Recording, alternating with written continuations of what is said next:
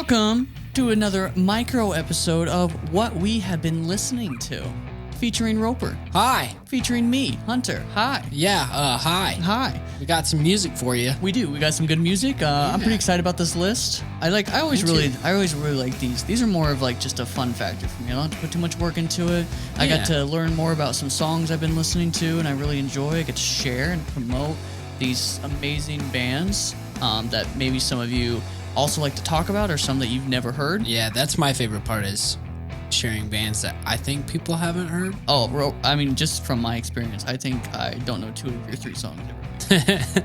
So this is exciting. Roper, do you want me, or would you like to go first? I would like to go first on this one. My first pick for this week is Jake's Apartment by the band Head North. You get what you earn, and you're just a pawn that the dawn of reality burns. This is from their 2014 EP, Scrapbook Minds. Story behind this song, I believe it's about falling out with a band member or a close friend. Some lyrics I enjoyed. You were my brother, you were my heart, but some stories burn so others can start. The past is all ash, and that's where it'll stay, locked in a box of yesterdays.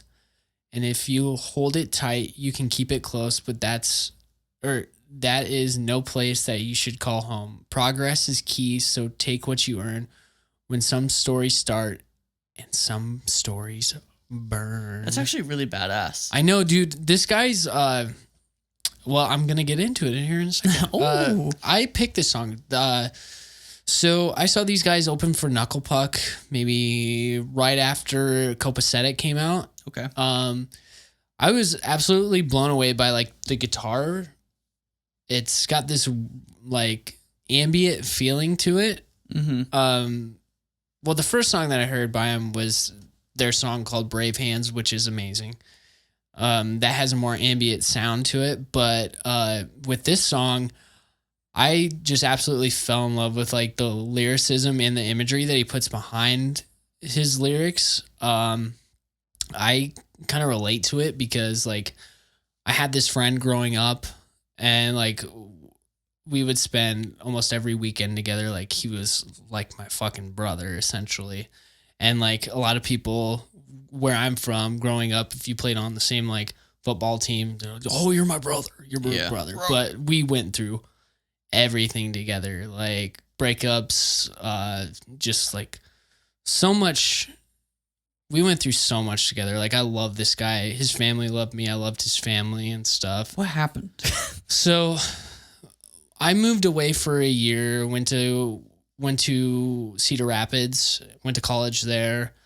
And then I came back with the intention of reconnecting with my friends, and we were all going to get a house together. That was a bad idea. So like we all there's 4 of us and sometimes 5 of us just crammed in this tiny house together, and just we started like, it started out with us. A kiss? Like, yeah, I was going to school. Everything was fine. Then eventually like just work and school just started going by the wayside. Like I started getting into smoking a lot of weed, and then some more stuff started happening. I started drinking a lot, and like I just noticed this riff in between all 4 of us. We were all like the best of fucking friends. And then I just saw this person that I loved dearly just turn into like my worst enemy. Mm-hmm. He was just so negative all the time. Like it started when he dropped out of school. Then eventually like I dropped out of school, and it just was not a happy place to be in. We would have people coming over all the time and just like basically living at our house just to smoke pot all day. And it was just the way the house is so fucking nasty, disgusting. And eventually, later that summer, like my dad was worried about me the whole time I was there. My parents were terribly worried about me. And eventually we went to Seattle to go visit some family members and stuff, and like kind of talked to my parents. I'm like, you know what? I'm starting to have second thoughts. You know, maybe I should come back home, live there for a little bit. And then I ended up, when I came back, I go down to my room and my room is trash, dude. Like, I found condom wrappers in my bed, tobacco in my bed.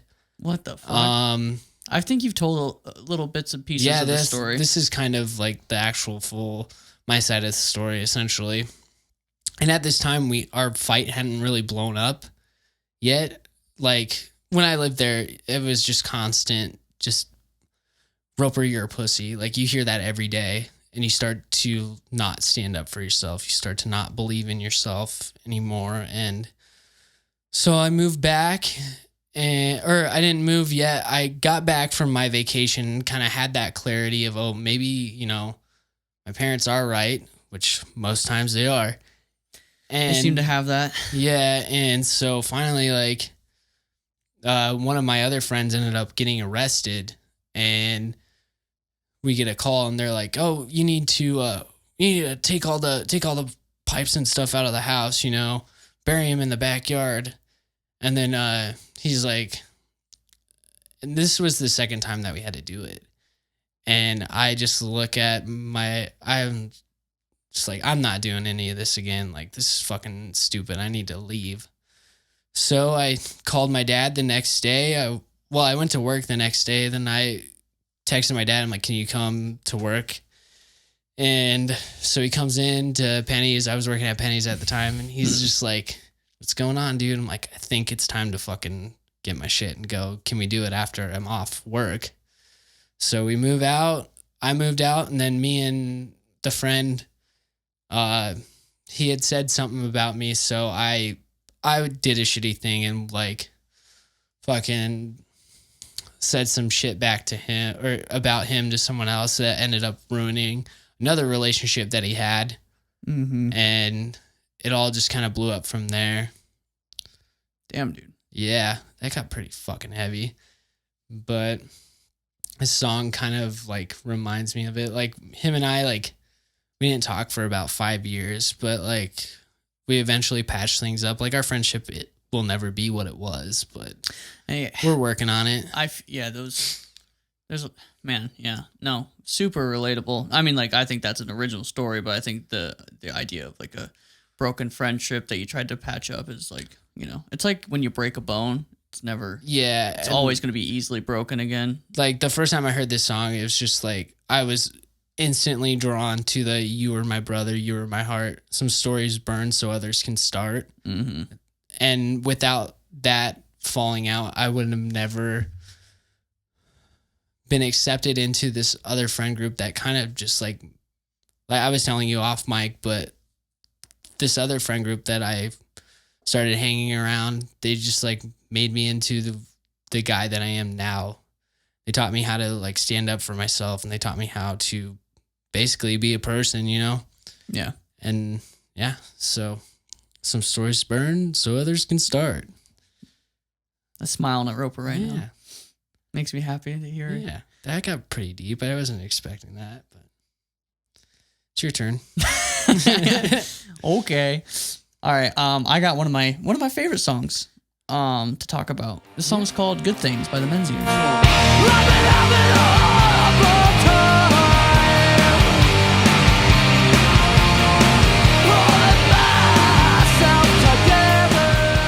Oh, dude, I love this song. Do you like this song? We never really talk about the Menzingers that much. You know what? It's my second favorite band. The Menzingers, like, every time I put them on, I'm like, God, these guys are fucking great. Mm-hmm. And then I just sleep on them. It's like 4 Years Strong. Yeah, I'm just gonna start sending you your daily Menzinger and 4 Year Strong song. Thank you. I got you, dude. I got you. But anyway, this song was released in 2012, which Nice. Almost 10 years old. Yeah, I was listening to it today, and I'm like, his voice sounds really different. Is this a different guy? But there's two vocalists in the band. oh, So yeah, I forget their names off the top of my head, but it's actually funny. So I always talk about my friends on this podcast, but my buddy Doug sounds so much like, his name's Greg, which sings this song. Like, that's how Doug sings. Oh, really? And I was talking to Doug. I was like, Doug, I'm like pretty sure that he's you in the future, and you got like a little chunkier. And then Doug was like, well, actually, like, I learned to sing from him. And I'm like, interesting. Weird. Yeah, he's actually the one that got me hooked on this band. Okay. So the story behind the song, I actually found an interview with Exclaim with Greg saying Good Things was about the intensive year of touring the Menzingers underwent following release of their album Chamberlain Waits, which I haven't really checked out too much of. I should listen to that. Yeah. He then continues to say, at the beginning it was exciting and so great. At the end it was pretty intense. I haven't been home in months and months, and I'm broke, and I'm in the middle of nowhere, and I'm freezing. It definitely hit us pretty hard. Good Things is about being in California and just being burned out and losing it. And you're doing what you love. So it's that weird feeling of, why am I not excited? Yeah. That, I never would have gotten that from this song. Yeah. But I definitely I think this song was one of the songs that I like put a lot of my aggression into. Yeah. Because it just fits so well. And the song starts like super kind of like calm, you know? So it goes, lyrics are like, I've been having a horrible time pulling myself together. I've been closing my eyes to find the old familiar failures. Which I always thought it was your old familiar failures, but it's not. Oh. And then he goes later and he says, I've been having a horrible time pulling myself together. I've been closing my eyes to find why all good things should fall apart. So lyrically, the song's pretty fucking dope. Yeah. And then later in the bridge, he sings, like when we would take rides in your American muscle car, I felt American for once in my life. I never felt it again. That's such a fucking intense lyric to me. I mean, because I've never like been proud to say I'm an American, you know? I'd never like taken that intense of a look at it, you know? Yeah. I mean, there's a difference between loving your country and being a fucking like patriot, you know? Yeah, exactly. And it's just the way that it's just one of my favorite songs. I don't think I'm going to give it justice, but know that the amount of love and care I think Greg put into this song is intense. So the reason I liked it is, simply put, the energy here is raw and intense, but can be relaxed at certain points, slowly building and letting it all out in the choruses. If you've ever seen the song live, it's intense. It's some of my favorite memories. I want to see these guys so bad when we get concerts. So good, dude. So good. Yeah. But that's all I got for Good Things. Well, that's pretty cool. You're pretty cool, Roper. I try.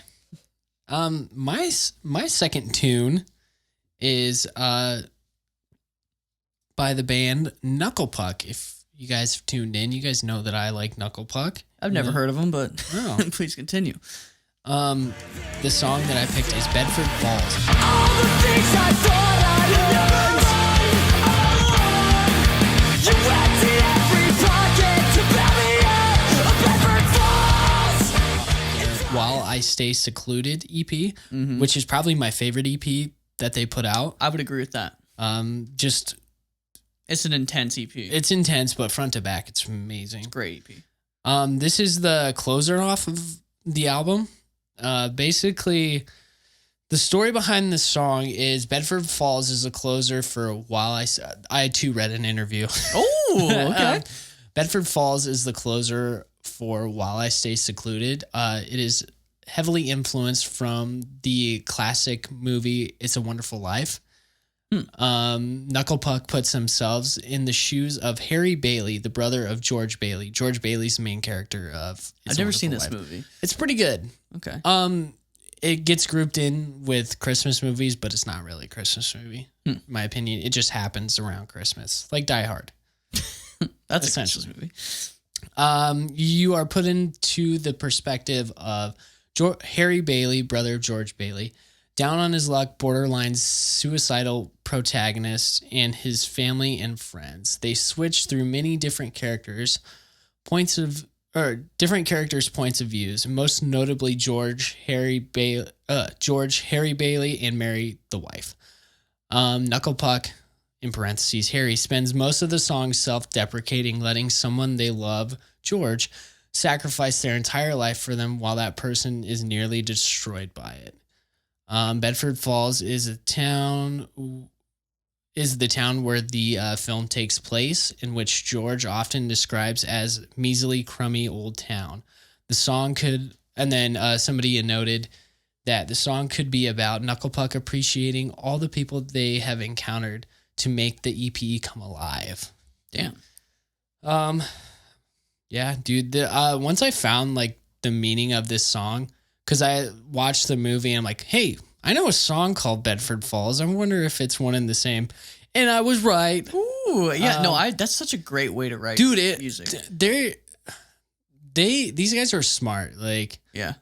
I'm gonna get into it why I like the song, but some of the lyrics that I like are all the things I thought I've earned were never mine all along. You emptied every pocket to bail me out of Bedford Falls. I owe you everything, my life included, for sacrificing happiness while I stay secluded. So basically in the movie, George Bailey hurts himself saving his brother while they're kids. And George's dream is to like join the military and make a man out of himself, but he gets stuck in Bedford Falls. That's why he's like borderline suicidal and just like hates his life. Mm-hmm. But he funds his brother to go follow his brother's dreams, which so he's like self-sacrificing himself for that. So that's kind of where that chorus goes. And then probably my favorite part of the song, that's pretty close, but some more lyrics I liked are, I sailed away from you on a vessel that I made from all the things you gave to me. It's keeping me afloat, but I still worry because I'm treading in a sea of doubt. I'm treading in this sea of doubt in my self-consciousness, and all you want is for me to be happy. And then some more lyrics that I like are, fucked and complacent, condemned to my basement, get lost in these tracks while you're lost on that bridge where you stand. There's nothing but guilt left inside. You go home and sit alone every night. It never seemed fair to me. I'd be nothing without you. Wish I would have saw the movie. Yeah. You'll get it once you see the movie. Mm-hmm.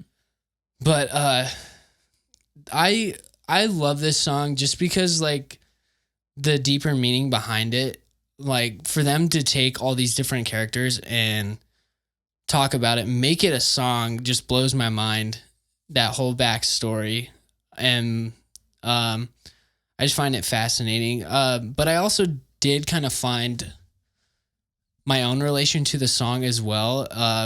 Kind of like made me grow a greater appreciation for like my parents in a way, because of all the sacrifices that they've had to go through and putting me in front of them, you know, like growing up, like we were all right, but like money had been scarce at times, you know, but my mom always like, my mom and my dad both like made it more important to get me and my sister the things that we wanted and what we needed. And they were stressed at times, but I never noticed it until I got older. You know, they were good at hiding it. So, Good and also fucking parents right there. Also too, just like with the appreciation to my parents, is just like how supportive they are in my life. Mm-hmm. And like, no matter like, I guess, and with those lyrics of like, it kind of draws back to the last story that I told you guys too, is the fucked and complacent, condemned to my basement part. Because like when I moved out of that house, I was just so depressed and would just go out, drink, then stay in my room, which was in my parents' basement, and like just sulk all the time, dude. And then eventually, you know, I got better, but that's what that part makes me think of. But also this song is just like makes me think of how supportive my parents have been through all of those lows, you know? For sure. Yeah. I fucking love this song. It's great. Everybody should listen to it. And should check out that movie, Hunter. I will. I think during Christmas time. Yeah. Got about a year. Yep. It kind of sucks though, because Amazon only shows the color version, and the color version is very distracting because everybody wears purple. I like purple. But in the 1940s, I think everything was more gray. Okay. All right. Is it my turn, Roper? You bet. Okay. So I got a fun one. Do ya? My song is called "You Suck at Love" by Simple Plan. Guess what? Another game over. I got burned, but you're the real loser. I don't know why I wasted my time with you. Have you heard this one? I listened to it today. How do you feel about it? It's all right. Fuck you. So this song came out in 2011. Story behind the song. So the ideas behind the song was getting smitten by someone for the wrong reasons, but being in love. But I think I just quit writing this halfway through. I think I just got bored with it. Getting smitten. But I was watching an interview on YouTube about the song, and with the lead singer said, I think this song's about just getting smitten by someone. Getting smitten, don't for you the know? wrong reasons, but also being in love, not so much. That's what I don't know. I quoted him.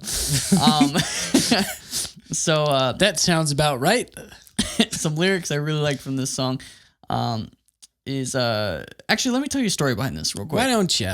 So when I first started dating my current girlfriend, like over a year ago, we were talking about Humble music. brag. Yeah, what up? We were talking about music a lot because we both like pop punk music, and then I think Simple Plan came up, and I was like, yeah, I've only really listened to like their popular songs, and I was talking about their newest record that I actually really liked, which a lot of people hate. So, whatever. And then she's like, well, have you heard You Suck at Love and this whole album, which is a fun album? And I was like, no, I've never listened to it. And I listened to the song and I fell in love with it. And it's actually funny because in the beginning of our relationship, there was a lot of problems. Yeah. That we both grown from. We don't hold it against each other anymore. But there were a lot of issues in our relationship where this song just was so ironically relatable. Yeah. And it's funny that she recommended it to me. But I'll just say that. Lyrics I enjoyed. We started off incredible, connection undeniable. I swear I thought you were the one forever. But your love was like a loaded gun. You shot me down like everyone. Because everyone's replaceable when you're just so incapable of getting past skin deep. Wow. I kind of thought that the lead singer or whoever writes the songs for Simple Plan was kind of like very basic, but I like these. Well, and this is compared to their original stuff, they've grown a lot since that. Oh, so much. So they've probably grown a lot as writers. I got more for you though. Do ya? But yeah, I do. Oh, I like that. Now I kind of feel bad for you. You're never gonna know what it's like to have someone to turn to. Another day, another bed. It's just a game inside your head. I'm like, ooh, that's saucy. Ooh, saucy. And then the chorus saucy. hits in, guess what? Another game over. I got burned, but you're the real loser. I don't know why I've wasted my time with you. Whoa. Wow. Gotta add those woes in there. You're bad news, a history repeater. You can't trust a serial cheater. You're good at hooking up, but you suck at love. Which is, I think, a really good hook. Yeah. But yeah, I really liked it because I think the song is clearly being produced. Like all right. So let me rephrase this. Even with the song clearly being produced from top to bottom, this song is touched so much. It is not a raw song. Yeah. I think it's fucking fun and catchy and a good old fuck you song to anybody that hurt your heart, Roper. Fuck you. So if you ever have someone who hurt your heart, I think you should listen to this song. No, I will. I'm going to tell him, fuck you from Hunter. Okay. Go You to your big next song. bitch. Do you like video games? Clearly. Yeah, I do too. This song's called Dreamcast Trash. And it's Have you played Dreamcast? I'm sorry. Dude, when I was a kid, one of my friends from Catholic school was the only person that I knew with a Dreamcast. Yeah. And we played this game called Dynamite Cop, and it was supposed to be, in Japan, it was Die Hard 2, but they couldn't bring it. For some reason, the license just got all fucked up, and they brought it over to America and called it Dynamite Cop. And you fucking dude, this game was so awesome. You're on a pirate ship. This pirate kidnaps the president's daughter, puts her in a briefcase. What? Puts her in a briefcase, and you and your 3 cop buddies have to like, you ride in onto the ship on a jet ski, and you just beat the shit out of all these sumo wrestlers, all these random people. You can take like big meat stacks off the wall, like off of the meat hooks, and just beat the shit out of people with them. Like you just pick up weapons, beat them up and stuff. And then once you get to the end of the game, you beat up the main pirate. And then you know what you have to do? You have to fight your friend. So you have to fight your friend to save the president. I don't know. But like when you lose health, like you lose clothing. So by the end, my main character, he would just be like the African American guy and run around with sunglasses, no shirt on, and camo pants, beating the shit out of people, dude. God, I love Dynamite Cop. Yes, I've played Sega Dreamcast, and it's one of my favorite systems. I actually have one in the good old room over. Oh, you still have yours? Yeah, I still have it. Damn. I'm never going to sell it. It's my favorite console. No, we're going to have to find Dynamite Cop so we can play it. I'll look on eBay after this. All right, I'm sure it's fucking cheap. Get into the song, my dude. Yeah, so I picked Dreamcast Trash by the band Happy Hour, and it features Andreas.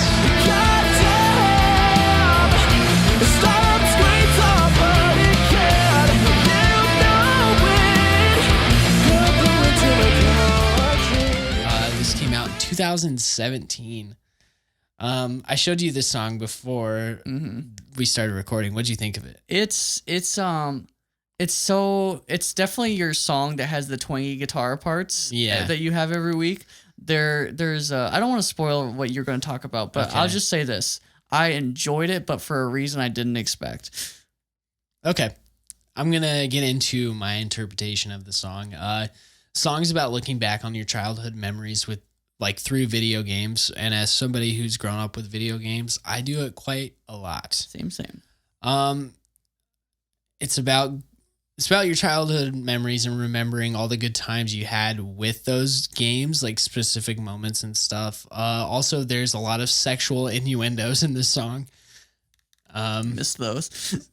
I'm going to read them to you right now. Please do. Some lyrics I enjoyed is, growing up blows. God, I miss this simple life. Everyone I know is dead inside. Holographic Charizard. Collecting 8 badges got my dick so hard. Cartoon Network determined my net worth. I need new batteries for my Game Boy Color. Yeah, you know I'm the shit. Posing on the floor with my N64. Yeah, you know I'm the shit. Ha! Posing on the floor with my N64. God damn, the startup screen's all blurred again. You know it. Girl, blow into my cartridge. Be prepared. I got that Hydro Thunder flare. Don't be scared. Grab on my joystick and press start. Wow. Yeah. I did not fucking... You missed it completely. I was like watching you listen to it and like hoping you would pick up on it. I always listen to the music before I do the lyrics. No. I'm sorry. You just missed it. But this song's awesome. Yeah, it's pretty cool. I liked it. I liked it because of the Spanish, though. Oh, yeah. That's why I thought it was just... It reminded me of that Dance Gavin Dance song. So I picked this song just because, like, I spend a lot of time, like, looking back fondly on, like, memories that I have through video games. Like, playing N64 with my dad. It's like... Or us just hanging out in the basement, him spinning records and playing, like, Super Nintendo and stuff and N64 together. And, just a lot of good, solid memories from when I was a kiddo. So, Yeah, I like that too. yeah, and the song kind of reminds me of that, without the sexual innuendos, though. That's a good thing. Yeah. All right, my turn? Yeah. Roper, I got a song called Girlfriends by a band called Single File. Yeah, it's right about now. All my girlfriends are breaking up with me, and all my good friends, yeah, they're selling me out. Oh, so what if I'm a I like this song. I like this song too. This was a song that was like my early introduction to pop punk music. Okay. Single File is like had like one of their cult followings. I never heard of them until yeah, most today. people have no idea. I actually just today, no joke, just today downloaded their full albums instead of the singles I liked and listened to them all the way through, and I was like pleasantly surprised. You like it? Great band. But anyway, the story behind the song, since I couldn't find anything, they're a small band, right? Yeah. I said, I guess it's a song about seclusion. The full story isn't really laid out in front of us, but it sounds like the writer of the song has been potentially cheating on his girlfriends and his friends are ratting him out. It's a good hook and not taken too seriously, right? Yeah. So for the lyrics I enjoyed, I just really like the chorus. It's like, all my girlfriends are breaking up with me and all my good friends, yeah, they're selling me out. So what if I'm a burnout, baby? You don't gotta celebrate it. Ooh, so good. Yeah. I really like the catchy chorus. I think that's really fun. I really like the line, so what if I'm a burnout baby? It's just always caught my attention for some reason. Yeah. You know, I can't really tell you specifically why. Also, at the end of the song, there's like whistling.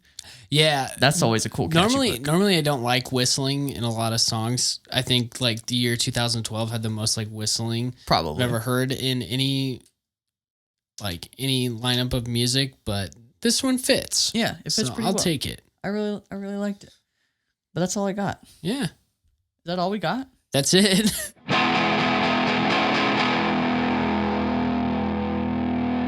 Do you guys want to tell us what you're listening to? Yeah, please. We need one person We're to give us a dying suggestion. over here. I want to hear some songs. I want to promote some good music. Yeah. I want to do cool, fun things. Fun stuff. So, but anyway, yeah, that's the end of this episode. Yeah.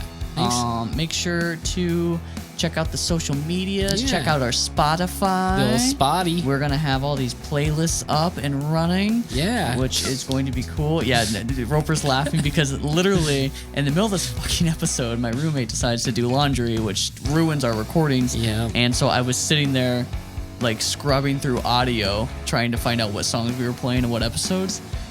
Just for your guys' amusement, personally, I like everything to be nice and clean and organized, so Yeah. it's just my OCD inside of me, I guess. But OCD inside of me. Make things organized for me. Well, with that said, Yep. adios. Goodbye.